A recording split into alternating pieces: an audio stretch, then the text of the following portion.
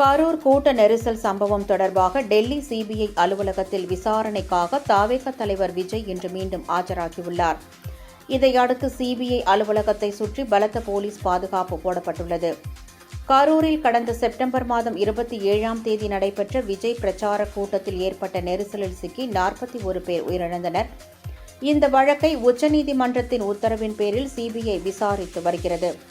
இவ்வழக்கின் விசாரணைக்காக கடந்த டிசம்பர் மாத இறுதியில் தவேக பொதுச் செயலாளர் என். ஆனந்த், தேர்தல் பிரச்சார மேலாண்மை பொதுச் செயலாளர் CTR நிர்மல்குமார், கரூர் மாவட்ட செயலாளர் மதியழகன் ஆகியோர் டெல்லியில் உள்ள சிபிஐ அலுவலகத்தில் நேரில் ஆஜராகினர்.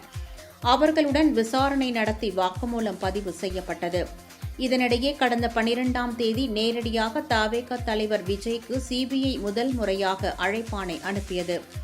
அதன் பேரில் டெல்லி சிபிஐ அலுவலகத்தில் விஜய் ஆஜரான நிலையில் அவரிடம் 6 மணி நேரம் விசாரணை மேற்கொள்ளப்பட்டது. பிறகு பொங்கல் பண்டிகை காரணமாக விஜயின் கோரிக்கையை ஏற்று சிபிஐ அதிகாரிகள் விசாரணையை ஒத்திவைத்தனர். இதனைத் தொடர்ந்து விசாரணைக்கு மீண்டும் இன்று ஆஜராக விஜய்க்கு அறிவுறுத்தப்பட்டது. அதன்படி நேற்று மாலை தனி விமானம் மூலம் சென்னையிலிருந்து டெல்லி சென்ற விஜய் இன்று காலை சிபிஐ அலுவலகத்தில் மீண்டும் ஆஜராகியிருப்பது குறிப்பிடத்தக்கது.